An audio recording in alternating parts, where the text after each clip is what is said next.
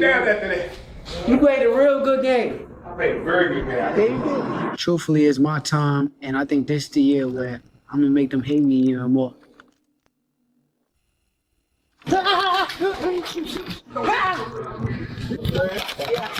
We gonna lose. We can't lose.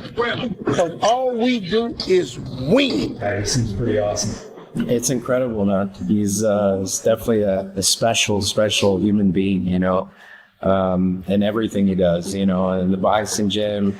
He's a people's champion, you know. He's constantly giving back to others. And you know, you see the human side of him, you know, aside from the fighter. Boy, after he knocks out his opponent this fight. Just doing things like this is what really matters, you know. At the end of it, when I'm in there in the gym, I'm having a great time. That's what I love to do. But over here, you know, it's just all about giving back. Just stay tuned, man. You guys can win one of these too, one of these. Watch how Teofimo's camp is grinding through those pad sessions where every single punch has to count. Milton LaCroix is right there, dialing in the game plan to match Shakur's razor-sharp technique and lightning-fast rhythm. Training cat, like everything is fun. It's a fun day every day, but it's serious when he's sparring. He gets down to nitty-gritty, does his thing, just embarrasses a lot of the sparring partners. And again, I tell him, have fun in there. Like, just make boxing great again, make boxing fun again. Oh, there's a little one. Man, I've been working my ass off so much. His opponent is undefeated. He's a frigidity boxer. He jumps in, jumps out. But there's one thing we see that he don't do, and we'll tell you when we do it to him. I can't tell you now, but I'm going to tell you later. Take over sports. Meanwhile, Teo's team keeps rotating fresh sparring partners to keep him guessing. Different looks every single day means he's adapting on the fly and pushing the intensity higher. On the flip side, Shakur Stevenson's crew is all about that speed and surgical precision work. He's constantly drilling pad combinations, staying fluid, and keeping those reflexes dialed in.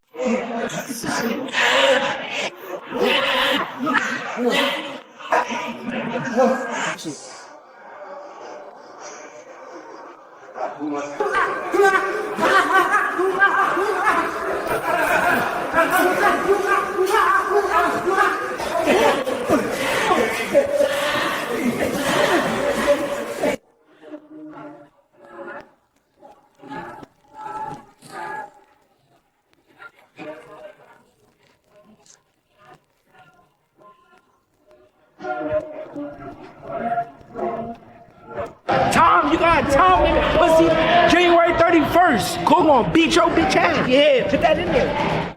Up a little bit, shadow boxing, get some sparring, maybe about. We're talking about 8 to 10 hard rounds here. Shakur's got head coach Wally Moses plus his grandfather watching every move he makes. You can see it in his face during training, this quiet confidence like he knows his time is right now. Need people like me so you can point your fingers. I say, that's the bad guy. So, will I make you good?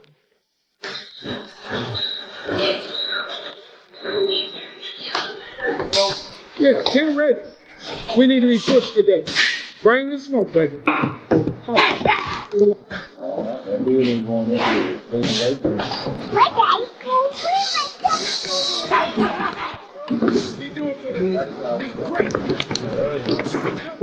Yep, everybody.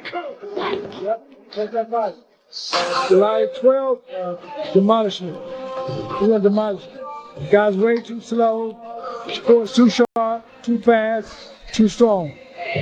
Shakur's absolutely punishing that heavy bag, every shot calculated and delivered with bad intentions. Come January 31st, he wants to leave zero doubt about what he brings to the table.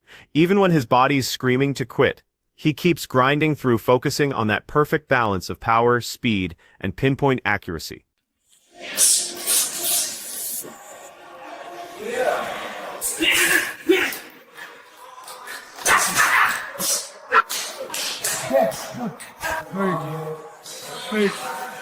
We gonna sell Teo. Guaranteed. Teo winning, bro. The takeover is over. All work easy. Come on, bad motherfucker. I'm the best nigga in boxing, gang. They don't even know.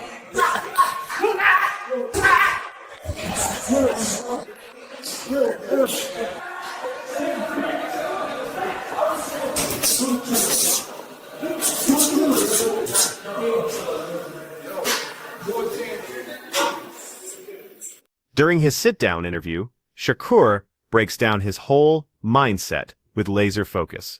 He's saying straight up that once he handles Teofimo, he's looking at cracking the top 4 pound-for-pound list.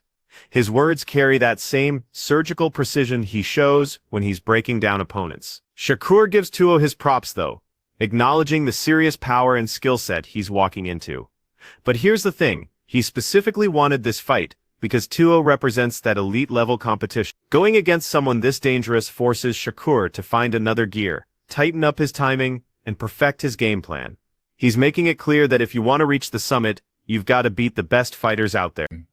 Yeah, bigger name, and also he got the more accolades. He's been undisputed before. He's won belts at 35, won belts at 30, at 40. So he's more accomplished. So I know that would be a better name on my resume. Yeah, a lot of people saying that this is going to be a tough fight for you. I mean, they absolutely right to have their opinion. I already know this guy's good. I done came up in the amateurs with him. I chose this for that reason. Like, I chose this because I wanted to challenge myself. I wanted to put myself in a situation to where I'm able to raise my game up to another level. So that was my whole purpose.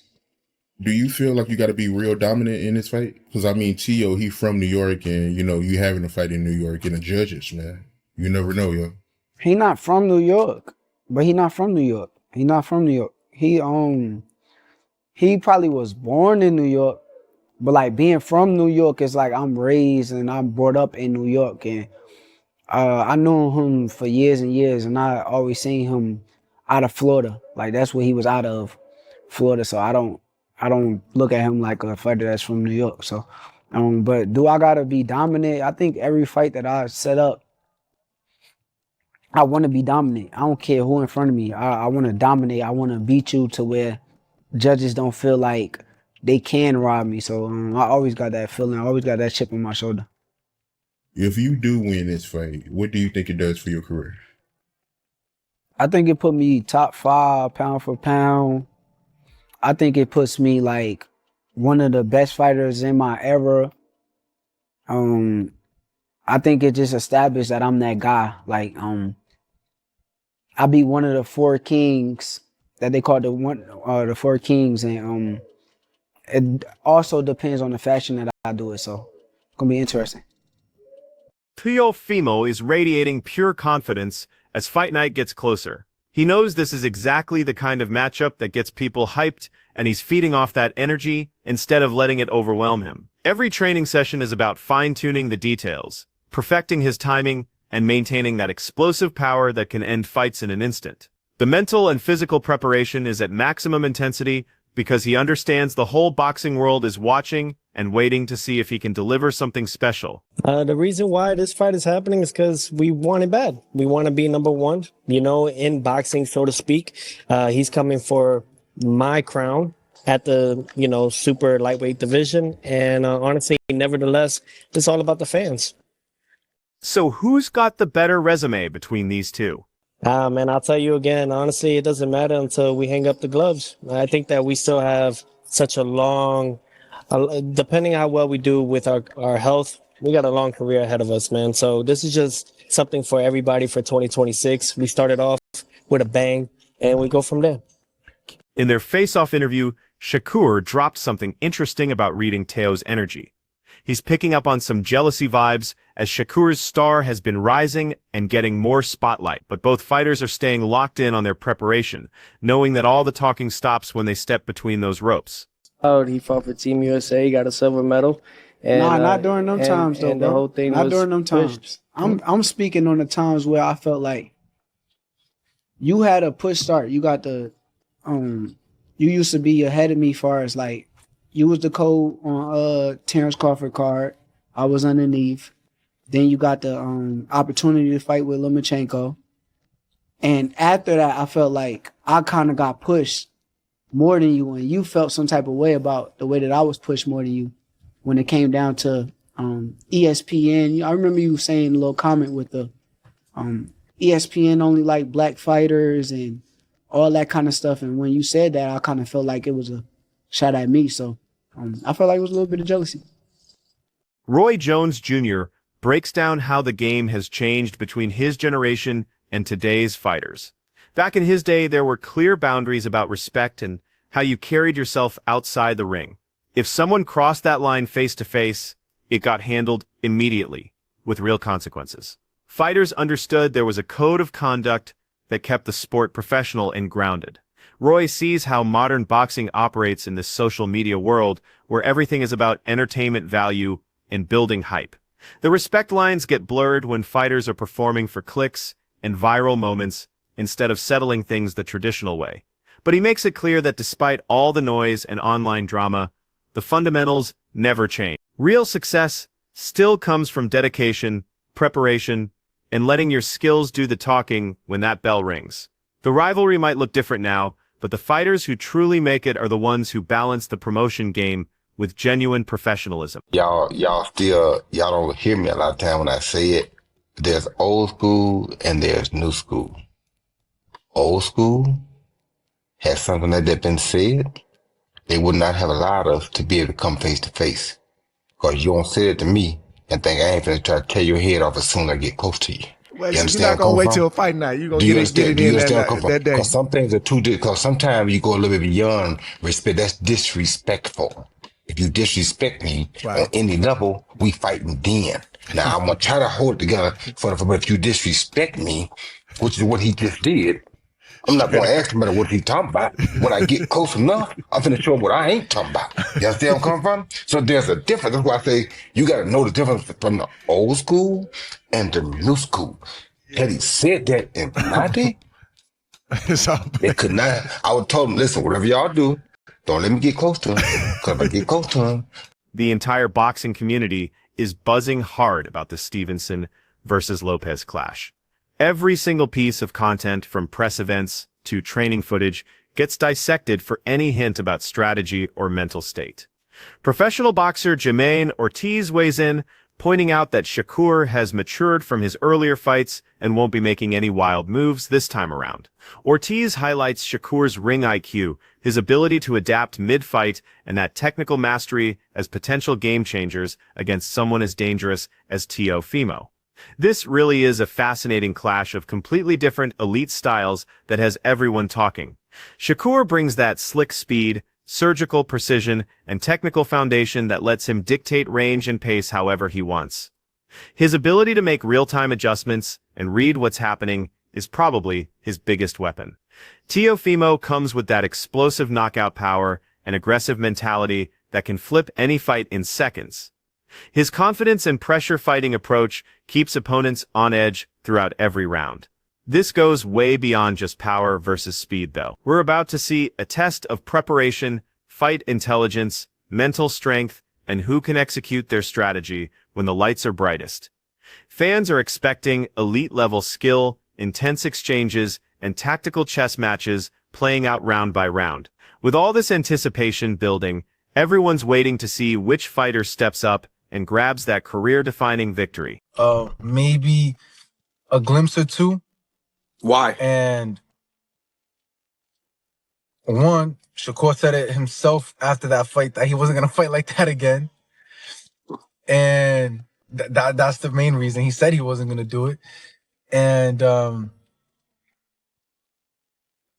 Teo's cracking like that? To 140, which is really, huh? Is Teo cracking? No, I don't think. I think he had more of a threat with Zepeda as a puncher than Teofimo. But he's going up a weight class. That's not actually his weight class as well. You think that'll play a factor? No, that would play a factor in him not fighting the pocket how he did with Zepeda. Got you. That's what I'm saying. So yeah, because of the style, you feel like he's gonna be in and out, moving around, making sure Yeah, that in and out. doing things that Teo don't like. He got longer arms. You know, I think he'll just keep him. He'll keep him at bay. You know, Teo's a tricky fighter too, so not saying that he can't, slip in and catch him with a couple shots, but Shakur, I think he's gonna be defensively sound. He doesn't like getting hit, and I think he's gonna stick to that. You know, as far as Shakur is concerned and Teo, when you look at the speed, when you look at the timing, who do you feel like has that edge when it comes down to that? It could be separate. It could be somebody got the speed and somebody else got the timing.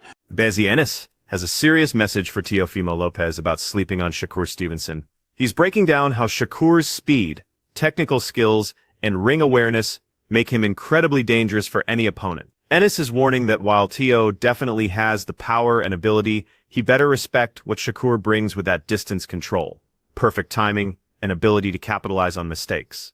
Each round is going to challenge both fighters physically and mentally. Ennis keeps hammering home that overlooking Stevenson would be a massive error. He points to Shakur's preparation level, his discipline, and his track record of making adjustments when things get heated. The message is crystal clear: this fight will be won through respect, smart strategy, and clean execution, not just raw power or pre-fight hype. Everyone should be paying attention to this warning. And I gotta tell everybody that Whichcomb is real athletic too. Teofimo. So I mean, I don't think it's gonna be an easy fight. You know what I mean? People think, a lot of people say it's gonna be easy and all. Nah. Teofimo can punch and he can box. And like I said, he's real athletic. So, you know what I mean? That'll make it a little difficult right there. You know what I mean? I see a lot of people going back and forth with it. Some people think Teo got the advantage because of the weight and that he's athletic and explosive. Some people say Shakur is the better boxer. Yes. Right? How you see that fight ending? Well, they saying, they got the weight and all that. I see Shakur boxing big guys, light heavyweights and all that stuff. Just like, big box heavyweights and put the heavyweights down. That wraps up today's breakdown. Catch you next time.